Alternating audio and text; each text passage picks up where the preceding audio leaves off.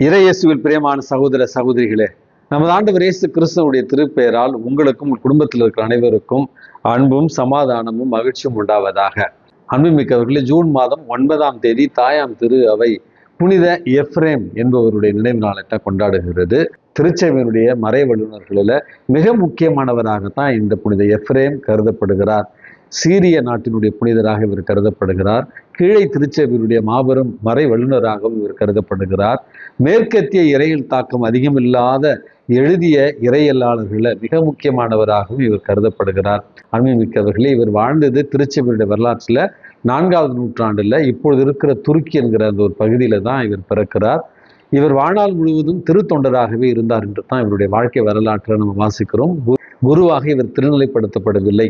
இவர் ஒரு இறையியலாளர், மெய்யியலாளர், அதோடு கூடிய கவிஞர், விவிலிய விரிவுரைகளை எழுதியவர், திருச்சபையுடைய தொடக்க கால இறையியல் கோட்பாடுகளை எழுதியவர் என்று தான் இவருடைய வாழ்க்கை வரலாற்றில் நம்ம வாசிக்கிறோம். கிறிஸ்தவத்தை அரசு மதமாக்கிய பேரரசன் கான்ஸ்டன்டைன் கிபி 337 இறந்து போன பிறகு நிசிபுஸ் என்கிற அந்த நகரத்தை பகைவர்கள் முற்றுகையிட்டு தாக்கிய நேரத்தில் எல்லாம் இறை வல்லமையோடு இறை வேண்டல் மக்களோடு புரிந்து அந்த நகரத்தை காத்த பாதுகாவலராகவும் இந்த புனித எஃப்ரேம் அறியப்படுகிறார்.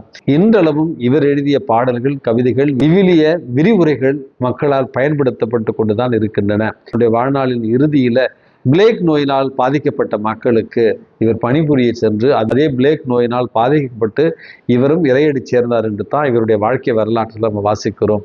அன்புமிக்கவர்களே, வாழ்வது ஒரு முறை, வாழ்க்கட்டும் தலைமுறை என்று சொல்வார்கள். இந்த வாழ்வு இறைவன் எனக்கு கொடுத்த கொடை. இந்த வாழ்வை நான் எப்படி செலவிடுகிறேன் என்பது இறைவனுக்கு நான் கொடுக்கிற எளிய கொடை என்று சொல்வார்கள். புனித எஃப்ரேம் தன்னுடைய வாழ்நாளில் தனக்கு கிடைத்த ஆசீர்வாதங்கள் அனைத்தையுமே இறைவனுடைய அதிமிக மகிமைக்காக பயன்படுத்திய ஒரு புனிதர். சுயநலத்திற்காக இல்லாமல் திருச்சபைக்காகவும் கிறிஸ்துவனுடைய மகிமைக்காகவும் இவர் பயன்படுத்தினார் என்று தான் சொல்ல வேண்டும். நம்முடைய வாழ்க்கையில கூட இறைவன் ஆசீர்வாதங்களை கொடுத்திருக்கிறார், அருள் வளங்களை நமக்கு அள்ளி கொடுத்திருக்கிறார். இவற்றை இறைவனுடைய அதிமிக மகிமைக்காக பயன்படுத்திட இறைவன் உங்களையும் என்னையும் தூண்டுவாராக. அன்புமிக்கவர்களே, இன்றைக்கு நமக்கு கொடுக்கப்பட்டிருக்கிற நற்செய்தி வாசகத்துல நறுக்கென்று 2 கருத்துக்களை நமது ஆண்டவர் தெளிவாக சொல்லுகிறார். இந்த உலகத்திற்கு நீங்கள் உப்பாய் இருக்க வேண்டும், இந்த உலகத்திற்கு நீங்கள் ஒளியாக இருக்க வேண்டும். விளக்கு தண்ணீர் மீது வைக்கப்பட்டிருக்கிற விளக்கு தான் இந்த உலகத்திற்கு ஒளியை கொடுக்க முடியும். மரக்காலுக்கு அடியிலேயோ அல்லது விளக்கு தண்டிற்கு அடியிலேயோ வைக்கப்பட்டிருக்கிற விளக்கு இந்த உலகத்திற்கு ஒளி தர முடியாது. ஆகவே இந்த உலகத்திற்கு உப்பாகவும் ஒளியாகவும் நீங்கள் இருக்க வேண்டும் என்பதைத்தான் கிறிஸ்தவ அழைப்பாக நமது ஆண்டவர் இயேசு கிறிஸ்து இன்றைக்கு நமக்கு தருகிறார். உப்பு எதுக்கு சொல்லணும்? அனுபவிக்கவர்களே, மனித வரலாற்றில் பயன்பாட்டில் பல நூற்றாண்டுகளாக தொடக்க காலத்திலிருந்தே இன்றளவும் பயன்பாட்டுக்கு இருக்கிற ஒரு உணவுப் பொருள் இந்த உப்பு என்று சொல்வார்கள். உப்புவினுடைய தன்மை என்பது அது உணவுக்கு சுவையூட்டுகிற ஒரு குணத்தை பெற்றிருக்கிறது. இரண்டாவது, நல்ல பொருட்களை நீண்ட நாட்களுக்கு பாதுகாக்கிற ஒரு குணத்தையும் பெற்றிருக்கிறது. தீமையும் அதே நேரத்துல கிருமிகளும் இந்த பொருளை அழித்து விடாமல் அது பாதுகாக்கின்றது.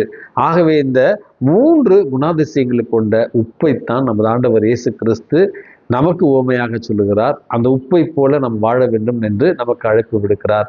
அன்புமிக்கவர்களே, இந்த உலகில் பாவங்கள் நிறைந்திருக்கின்றன. பேராசை நிறைந்த ஒரு உலகமாக இருக்கிறது, சுயநலம் நிறைந்த ஒரு உலகமாக இருக்கிறது, வன்முறை நிறைந்த ஒரு உலகமாக இருக்கிறது, தற்பெருமை நிறைந்த ஒரு உலகமாக இருக்கிறது.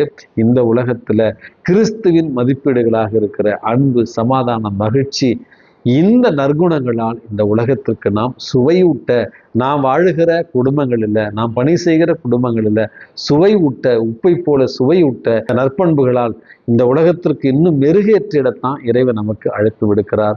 அதே போல கிறிஸ்துவின் மதிப்பீடுகளை பெற்றிருக்கிற நாம், திருச்சபையினுடைய அங்கத்தினர்களாக இருக்கிற நாம், 7 திருவருட் சாதனங்களை பெற்றிருக்கிற நாம், இந்த உலகத்தினுடைய நன்மைதனத்தை பாதுகாக்கின்ற ஒரு பணியையும், அதே நேரத்தில் தீமை இந்த உலகத்தை அழித்து விடாமல் நம்முடைய நன்மைதனத்தால் அந்த தீமையை அழித்து விடுகிற ஒரு குணத்தையும் நாம் பெற்று வாழ வேண்டும் என்பதைத்தான் இந்த உலகிற்கு உப்பாக இருங்கள் என்று நமது ஆண்டவர் இயேசு கிறிஸ்து நமக்கு அழைப்பு விடுக்கிறார். அடுத்தது, கிறிஸ்துவில் அவன், கிறிஸ்துவில் அவன் என்று சொல்லுகிற நாம் கிறிஸ்துவனுடைய திருவுடலையும் திரு ரத்தத்தையும் உணவாகவும் ஆன்ம பானமாகவும் பெற பேறு பெற்றவர்களாக இருக்கிற நாம் இந்த உலகத்திற்கு கிறிஸ்துவாக, மறு கிறிஸ்துவாக, இந்த உலகத்திற்கு ஒளியாக, கிறிஸ்துவனுடைய நற்பண்புகளை ஒளி வீசி இந்த உலகத்தை தீமையிலிருந்து நன்மைக்கு வழி நடத்திடத்தான் இந்த உலகிற்கு ஒளியாக இருக்கவும் இறைவன் நமக்கு அழைப்பு விடுக்கிறார். கிறிஸ்தவ விசுவாசத்தை பெற்றிருக்கிற நாம் அதை விளக்கு தண்டின் கீழ் வைத்திருக்கிற ஒளியாக மறைத்து அழித்து விடாமல் விளக்கு தண்டின் மேல் வைத்திருக்கிற ஒளியாக இந்த உலகிற்கு உப்பாக வாழ்ந்திட இறைவன் உங்களையும் என்னையும் ஆசீர்வதிப்பாராக.